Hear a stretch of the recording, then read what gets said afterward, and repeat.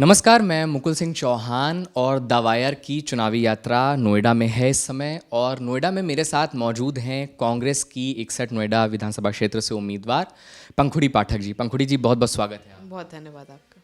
लड़की हूँ, लड़ सकती हूँ, कांग्रेस ने नारा दिया है और आपको टिकट दिया है इस सीट से। सबसे पहले तो कैसा महसूस कर रही हैं, कैसी तैयारी है? बहुत अच्छा महसूस कर रही हूँ और क्योंकि मेरा क्षेत्र है, यहाँ की अनेकों लड़ाइयाँ हम लोगों ने लड़ी हैं। मैं तो कहूँगी कि मैं लड़की हूँ, लड़ रही थी और मुझे मौका दिया चुनाव लड़ने का प्रियंका जी ने। तो जो लड़ाई हम लोग विपक्ष के तौर पे लड़ रहे थे, लोगों की समस्याएं उठा रहे थे, उनके आंदोलन का हिस्सा बन रहे थे, मुझे लग रहा है बहुत मजबूती से उस लड़ाई को हम लोग और अच्छे तरीके से अब लड़ पाएंगे।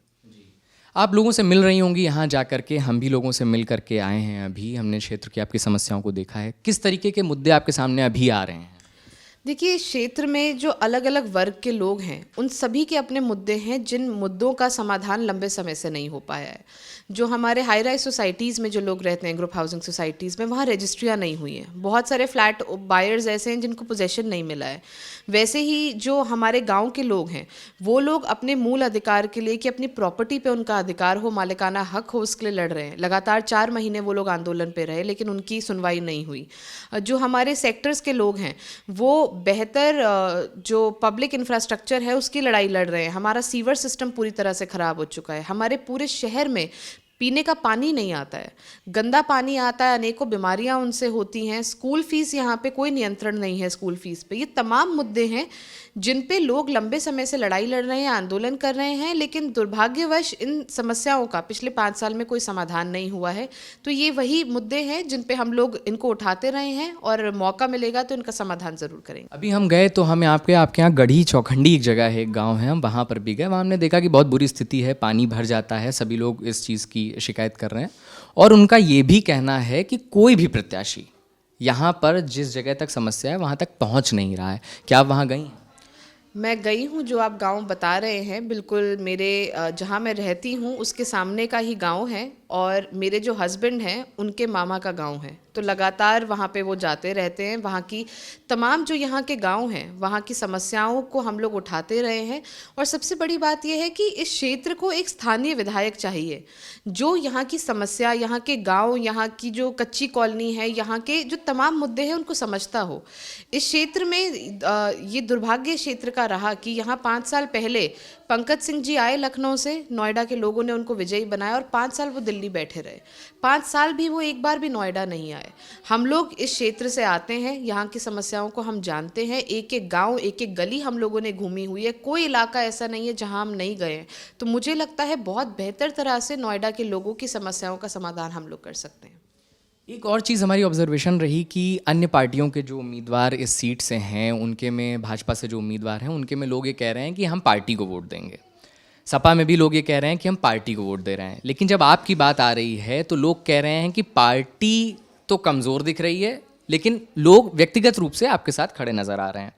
तो कांग्रेस क्यों इतनी तैयारी के साथ या बहुत ज़्यादा आक्रामक रूप से हमें कोशिश करती हुई क्यों नज़र नहीं आ रही है? देखिए, इससे ज़्यादा क्या कोशिश करेंगे? पूरे प्रदेश में अगर लड़ाई लड़ी है भाजपा के खिलाफ तो वो प्रियंका गांधी जी ने लड़ी है। इस क्षेत्र में नोएडा में जो लड़ाइयाँ लड़ी हैं वो उनके लोगों ने लड़ी हैं, हम जैसे उनके सिपाहियों ने लड़ी है। मेरे पति 10 दिन जेल रहकर आए और कांग्रेस पार्टी के तमाम कार्यकर्ता 10 दिन यहाँ पे किसानों का जो आंदोलन, मूल निवासियों का आंदोलन हुआ था, उसमें जेल गए थे। यहाँ जब फ्लैट बायर्स का मुद्दा उठाना था, वो मुद्दा लगातार मैंने उठाया। किसी समाजवादी पार्टी या बसपा के लोगों ने तो उठाया नहीं।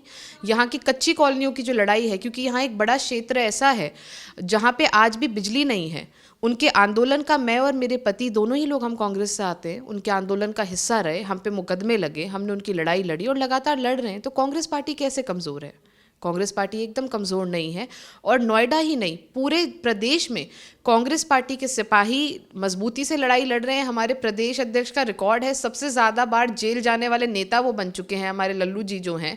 और तमाम कांग्रेस के नेता कई कई महीने, कई कई हफ्ते जेल में रहे हैं। तो विपक्ष की अगर भूमिका किसी ने निभाई है इस 5 साल, तो सिर्फ कांग्रेस पार्टी ने निभाई है। मेरा आखिरी सवाल पंखुड़ी जी आपसे, 10 मार्च को नतीजे आ जाएंगे, 10 मार्च को लेकर के आप कितनी आशावादी हैं?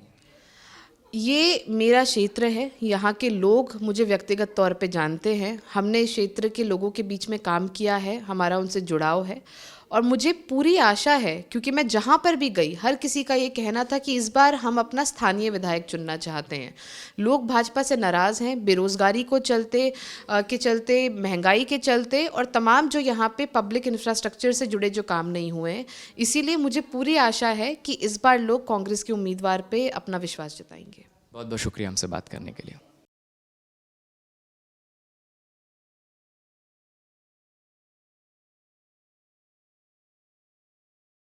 Get a sneak peek of exclusive content before everyone else.